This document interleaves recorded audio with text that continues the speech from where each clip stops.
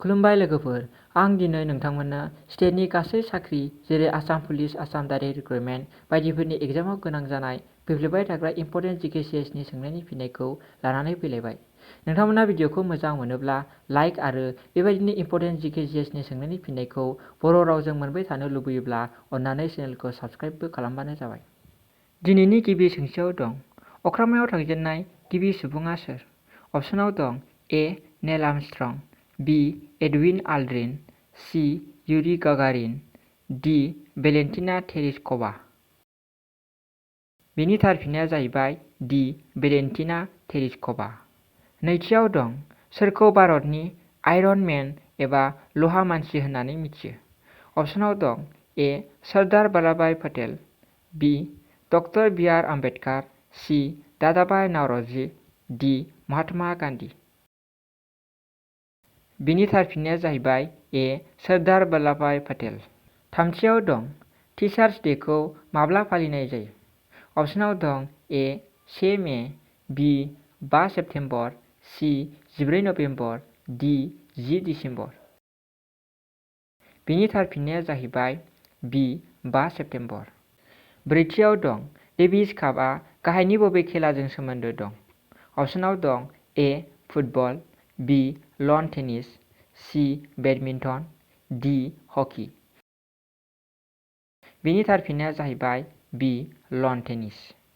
बाथियाव दं, गल्डेन टेम्पलआ बबे जायगायाव दं? अपसनाव दं ए. चन्डीगढ़, बी.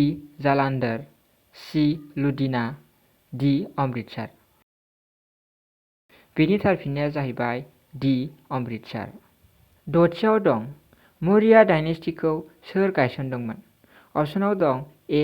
चन्द्रगुप्त मौर्य, बी. चन्द्रगुप्त से, सी. अश'का, डी. कनिष्का।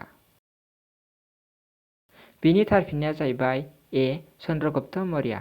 स्निथियाव दं, पानिपाटनि दावहायाव सोर देरहायामोन? अपसनाव दं ए. आकबर, बी. बाबर, सी. पृथ्वीराज चौहान, डी. राणा प्रताप। बेनि थार फिननाया जाहैबाय बी. बाबर। दाइनथियाव दं, सरायघाटनि दावहाया माब्ला जादोंमोन? अपसनाव दं ए. 1616, बी. 1618, सी. 1671, डी. 1691। बेनि थार फिननाया जाहैबाय सी. 1671। गुथियाव दं, अन्थाइनि दालांखौ नामदां दैमायाव सोर बानायामोन? अपसनाव दं ए. शिवा सिंहा, बी. गदधर सिंहा, सी. रुद्र सिंहा, डी. पुरंदर सिंहा। बेनि थार फिननाया जाहैबाय सी. रुद्र सिंहा। जिथियाव दं, आसाम साहित्य सभाखौ माब्ला गायसनामोन? अपसनाव दं A. July 1917, B. January 1917, C. December 1917, D. December 1929। बेनि थार फिननाया जाहैबाय सी. दिसेम्बर 1917। जिसेथियाव दङ, गाहायनि बबेया सबसे बांसिन सुबुं अनजिमा थानाय हादर? अपसनाव दं A. China, B. India, C. Brazil, D. Russia. बेनि थार फिननाया जाहैबाय बी. इन्डिया। जिनैथियाव दङ, महात्मा गान्धीया माब्ला गिबियै आसामखौ नायदिंनो फैदोंमोन? अपसनाव दं ए. 1826, बी. 1842, सी. 1845, डी. 1921।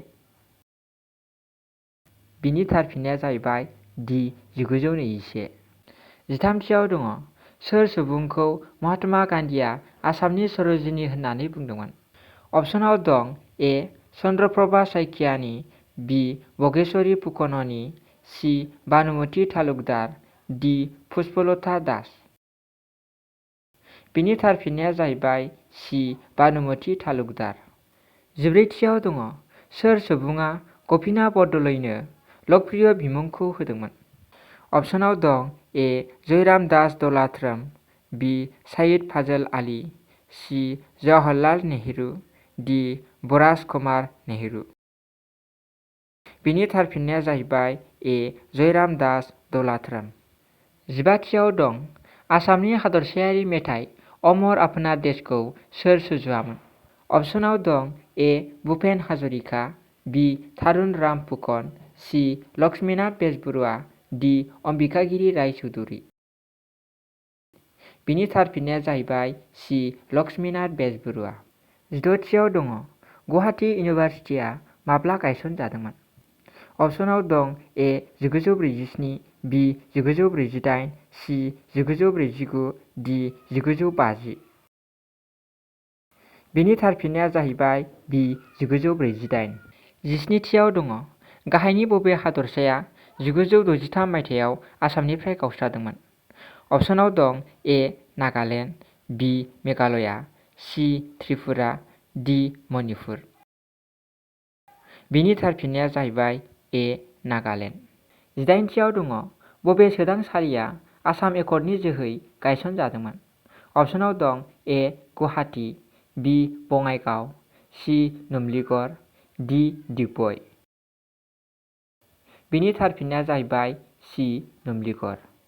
19थियाव दं दिसपुरनि सिगां आसामनि राजथावनिया बबेमोन? अपसनाव दं ए शिलं, बि डिब्रुगड़, सि जरहाट, डि तेजपुर। बिनि थार फिननाया जाहैबाय ए शिलं। 20थियाव दङ मिज'राम रायजोआ आसामनिफ्राय माब्ला आलादा जायामोन? अपसनाव दं ए 1954, बि 1972, सि 1948, डि 1964। बिनि थार फिननाया जाहैबाय बि 1972। 21थियाव दङ आसाम एकर्डआ माब्ला जायामोन?